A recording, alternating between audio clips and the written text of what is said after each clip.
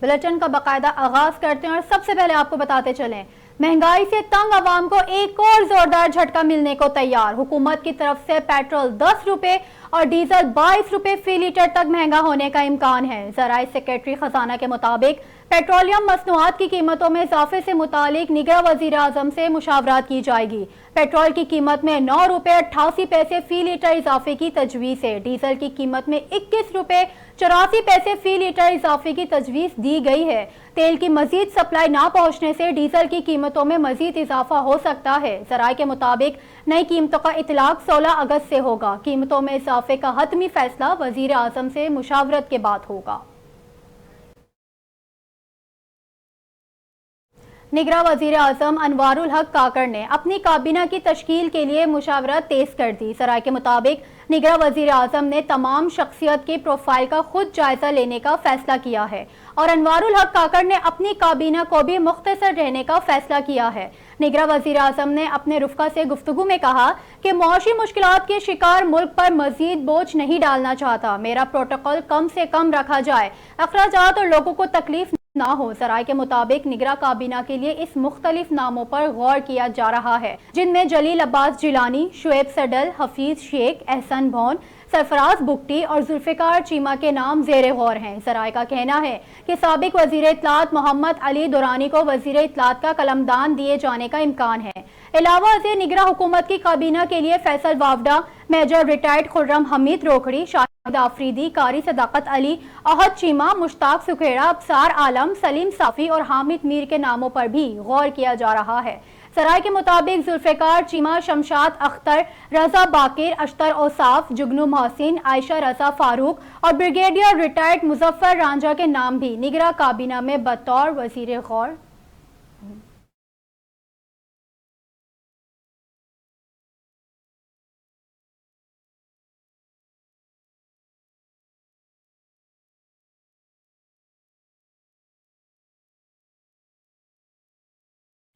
تو دوسری جانب سپریم کورٹ نے حلقہ بندیوں سے متعلق معاملہ واپس الیکشن کمیشن کو بھجوا دیا۔ سپریم کورٹ میں چیف جسٹس عمر عطا بندیال کی سربراہی میں 2 رکنی بینچ نے الیکشن کمیشن کی سندھ میں صوبائی حلقہ بندیوں کے خلاف درخواستوں پر سماعت ہوئی، جس دوران چیف جسٹس پاکستان نے ریمارکس دیے کہ حلقہ بندیاں عوامی مفاد کا معاملہ ہے۔ سپریم کورٹ میں متعدد بار حلقہ بندیوں کا معاملہ آ چکا ہے۔ چیف جسٹس نے ریمارکس دیے کہ الیکشن کمیشن حلقہ بندیاں شفاف طریقے کاٹ کرائے۔ سرکل کو ذرا بھی متاثر کرنے سے امیدوار کو پڑنے والے ووٹ متاثر ہوتے ہیں۔ سندھ میں حلقہ بندیوں پر حساسیت زیادہ ہے۔ سندھ سے اکثر یہ گلہ کیا جاتا ہے کہ حلقہ بندیاں درست نہیں ہوئی۔ آگے بڑھیں اور آپ کو بتائیں پی ٹی آئی کے صدر چودھری پرویز الہی کا 21 اگست تک جسمانی ریمانڈ منظور ہو گیا۔ لاہور کی احتساب عدالت نے سابق وزیر اعلیٰ پنجاب اور مرکزی صدر P T I Chaudhry Pervaiz Elahi کو جسمانی ریمانڈ پر 21 اگست تک نیب کی تحویل میں دے دیا۔ نیب لاہور کی ٹیم نے سابق وزیر اعلیٰ پنجاب چودھری پرویز الہی کو مالی بے ضابطگیوں کے کیس میں احتساب عدالت میں پیش کیا۔ نیب تحقیقاتی ٹیم نے صدر تحریک انصاف کے جسمانی ریمانڈ کی استدعا کی۔ عدالت نے نیب ٹیم کی استدعا منظور کرتے ہوئے سابق وزیر اعلیٰ چودھری پرویز الہی کو 21 اگست تک جسمانی ریمانڈ پر نیب کے حوالے کرنے کا حکم دے دیا۔ گزشتہ روز نظر بندی کی مدت مکمل ہونے پر چودھری پرویز الہی کو رہا کیا گیا تھا۔ رہا ہوتے ہی نیب ٹیم نے پرویز الہی کو گرفتار کر کے راہداری ریمانڈ کے بعد لاہور منتقل کیا تھا۔ آگے بڑھیں اور آپ کو بتائیں صدر مملکت ڈاکٹر عارف الوی نے پیمرا ترمیمی بل 2023 پر حمایت کی یقین دہانی کرا دی۔ صدر مملکت سے P F U J, A P N S, P B A, C P N E اور ایمنٹ کے نمائندوں نے ملاقات کی۔ صدر عارف الوی نے ملاقات میں میڈیا ورکرز اور صحافی برادری کو پیمرا ترمیمی بل پر اپنی حمایت کا یقین دلایا۔ انہوں نے میڈیا ورکرز کے حقوق کے تحفظ، پیمرا قانون میں ترامیم متعارف کرانے پر میڈیا برادری کی اجتماعی کوششوں کو سراہا۔ صدر مملکت نے وفد کے ساتھ قانون سازی کے مختلف پہلوؤں پر تفصیلی تبادلہ خیال کیا۔ اس موقع پر صدر عارف الوی نے کہا کہ سرکاری اشتہارات کو الیکٹرانک میڈیا ملازمین کے واجبات کی ادائیگی سے جوڑنے سے ان کے مسائل کے حل میں مدد ملے گی۔ ان کا کہنا تھا کہ ترمیمی بل موجودہ میڈیا قانون میں بہتری لائے گا۔ میڈیا رضاکارانہ طور پر نوجوانوں کو فیک نیوز، ڈس انفارمیشن کے بارے میں آگاہ کرے۔ چیئرمین پی ٹی آئی کے خلاف دہشت گردی کی دفعات کے تحت 3 मुकदमात में जमानत खारिज कर दी गई। इंसदाद दहशत गर्दी अदालत इस्लामाबाद में साबिक वजीर आजम के खिलाफ दर्ज 3 मुकदमात की समाअत हुई, जिसमें अदालत ने चेयरमैन पीटीआई की 3 मुकदमात में जमानत खारिज कर दी। एटीसी जज अब्दुल हसनान जुल्करनैन ने महफूज फैसला सुना दिया, जिसमें अदालत ने चेयरमैन पीटीआई की अदम हाजिरी पर जमानत खारिज कर दी। तहरीक इंसाफ के रहनुमा शमशाम बुखारी ने पार्टी छोड़ने का ऐलान कर दिया। इस हवाले से शमशाम बुखारी ने कहा कि मैं हर मुहिब्बे वतन पाकिस्तानी की तरह 9 मई के वाक़यात की पुरजोर मजम्मत करता हूँ। ना कभी तशद्दुद की सियासत पर यकीन रखा, ना रखूंगा, ना ही ये कोई तौर तरीका है।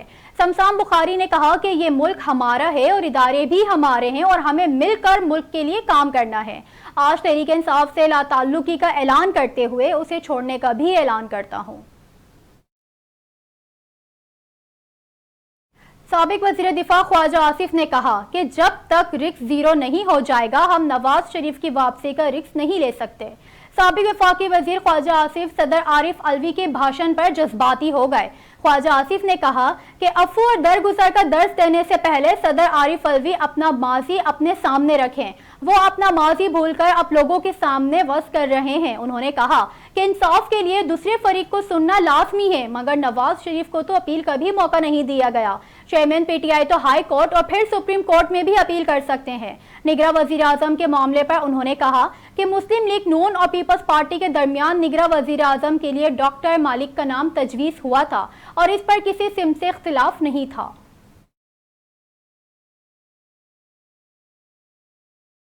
पाकिस्तान तहरीक इंसाफ के रहनुमा शाह महमूद कुरैशी ने कहा निगरां वजीर आजम अनवारुल हक काकर पीपल्स पार्टी और मुस्लिम लीग नून की चॉइस नहीं। इंसदाद दहशतगर्दी अदालत इस्लामाबाद में पेशी के बाद शाह महमूद कुरैशी ने मीडिया से गुफ्तगू करते हुए कहा कि पीपल्स पार्टी और मुस्लिम लीग नून की निगरां वजीर आजम अनवारुल हक चॉइस नहीं है। पीपी और मुस्लिम लीग नून ने तो डॉक्टर मालिक पर इत्तेफाक किया था। शाह महमूद कुरैशी ने कहा कि हमें उम्मीद है इलेक्शन फ्री और फेयर हों। उनका कहना था कि सियासी जमातों में कशीदगी बढ़ती जा रही थी। निगरां वजीर आजम पर मुनहसिर है वो किस तरह इंसाफ करेंगे। जो खवातीन ज़ेरे हिरासत हैं उन्हें रिहा किया जाए। शाह महमूद कुरैशी ने मजीद कहा कि पीटीआई चेयरमैन को हक हासिल है जेल में सहूलियात दी जाएं। जेल में वकला को रिसाई हासिल नहीं होगी, ये नाइंसाफी होगी। सरबरा अवामी मुस्लिम लीग और साबिक वफाकी वजीर दाखिला शेख रशीद अहमद ने कहा कि निगरां वजीर आजम के तकर्रुर पर पीडीएम के दिल के अरमान आंसुओं में बह गए और 13 पार्टियां शर्माई शर्माई एक दूसरे की तरफ देख रही हैं। अपने पैगाम में शेख रशीद का कहना था कि इनमें मुबारकबाद देने की भी हिम्मत नहीं है और कटी हुई पतंग की तरह एक दूसरे से पूछ रहे हैं ये क्या और कैसे हुआ।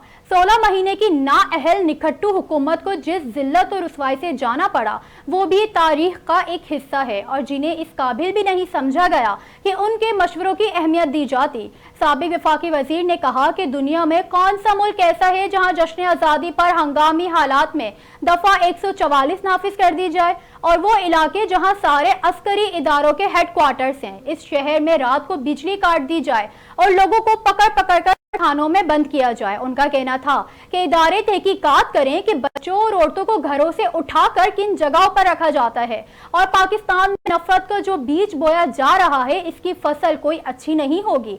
इसके नतीजे खतरनाक भी हो सकते हैं। कल जो वजीर आजम का हल्फ उठाया गया इस रस्म ताजपोशी में पाकिस्तान की सियासी पार्टी का कोई सरबरा मौजूद नहीं था। सरबरा अवामी मुस्लिम लीग ने मजीद कहा कि निगरां वजीर आजम की तैनाती पर सब एक दूसरे की तरफ देख रहे हैं कि क्या हुआ कैसे हुआ और तबसरों से भी गुरेज कर रहे हैं क्योंकि उनमें जुर्रत ही नहीं। जिस तरह पुरानी कैबिनेट को ईसीएल में डाला गया मौजूदा 85 लोगों को भी ईसीएल में डाला जाए क्योंकि इनकी भी फाइलें बन रही हैं।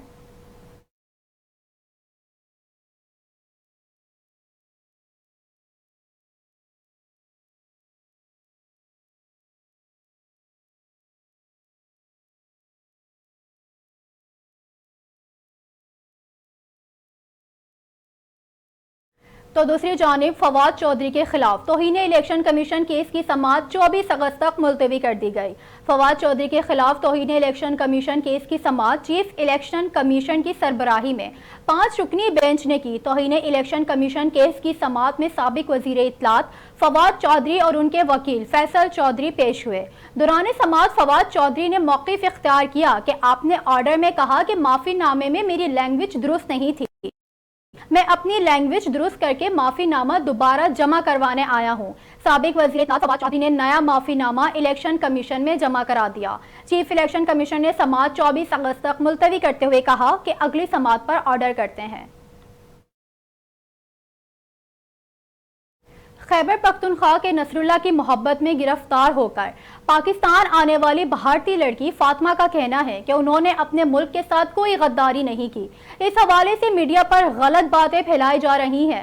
سوشل میڈیا پلیٹ فارمز پر فاطمہ کی ایک ویڈیو زیر گردش ہے جس میں انہوں نے کہا کہ بھارت میں لوگوں کو لگ رہا ہے کہ میں پاکستان آ کر یہاں کی تعریفیں کر رہی ہوں، لیکن ایسا نہیں ہے، جو حقیقت ہے میں صرف وہ بتا رہی ہوں۔ انہوں نے کہا کہ بھارت میں بہت خوبصورت ہے اور یہ ساری ایک ہی زمین ہے، ایسا بالکل نہیں کہ مجھے بھارت سے پیار نہیں، مجھے بھارت سے محبت ہے اور میں اپنے شوہر کو لے کر واپس اپنے ملک جاؤں گی۔ فاطمہ نے اپنے حلیہ بیان میں کہا کہ بھارتی میڈیا میری کردار کشی کر رہا ہے، کہا جا رہا ہے میں نے اپنے دیس اور بچوں سے غداری کی ہے، میں بھی انسان ہوں، میں کسی کی دشمن نہیں ہوں۔ ویڈیو پیغام میں فاطمہ کا مزید کہنا تھا کہ پاکستان کے لوگ بہت اچھے ہیں، میری بھارتی میڈیا سے درخواست ہے کہ میرے بارے میں مثبت سوچیں اور بے بنیاد باتیں نہ کریں۔ سابق امریکی صدر ڈونلڈ ٹرمپ پر جارجیا کے انتخابات میں مداخلت کے الزام پر فرد جرم عائد کر دی گئی۔ ٹرمپ پر سال 2020 کے صدارتی الیکشن میں مداخلت سے متعلق مقدمے پر گرینڈ جوری نے فیصلہ سنایا، جس نے پیر کے روز ایک دن کی سماعت کے بعد سابق صدر پر فرد جرم عائد کر دی۔ استغاثہ نے جارجیا میں 2020 کے انتخابات پلٹنے کے لیے ٹرمپ کی کوششوں پر ثبوت پیش کیے۔ اس کے علاوہ سماعت میں ٹرمپ کے 18 اتحادیوں پر بھی جارجیا میں 2020 کے انتخابات میں مداخلت کی فرد جرم عائد کی گئی۔ قومی ٹیم کے سابق کپتان شاہد آفریدی کا کہنا ہے کہ انہوں نے خود والدین سے کہا کہ ان کی شادی جلدی کر دیں۔ حال ہی میں شاہد آفریدی نجی ٹی وی شو میں شریک ہوئے تھے، جس دوران انہیں میزبان کی جانب سے ان کی شادی کی شیروانی میں ہنستی ہوئی تصویر دکھا کر سوال کیا گیا۔ سوال کے جواب میں شاہد آفریدی نے اپنی شادی کی تصویر پر تبصرہ کرتے ہوئے کہا کہ یہاں آ کر زندگی ٹھہر سی گئی تھی۔ بات ازاں مسکراتے ہوئے کہا کہ زندگی میں آنے والی اچھی تبدیلی ہمیشہ اچھی رہتی ہے، کسی بھی انسان کی زندگی ہمیشہ ایک جیسی نہیں رہتی۔ 16 سال کی عمر اور 25 سال کی عمر میں زندگی میں فرق آ جاتا ہے۔ اگر میں آج 25 سال والی حرکتیں کروں تو وہ اچھا نہیں لگے گا، نہ مجھ پر سوٹ کرے گی۔ اپنی شادی پر بات کرتے ہوئے شاہد آفریدی نے کہا کہ میں چاہتا تھا میری شادی جلدی ہو جائے تاکہ زندگی کا نظم و ضبط بن جائے۔ میں نے خود والدین سے کہا تھا کہ میرے لیے لڑکی دیکھنا شروع کر دیں، کیونکہ میرا خیال ہے شادی کے لیے والدین کی پسند سب سے بہتر ہوتی ہے۔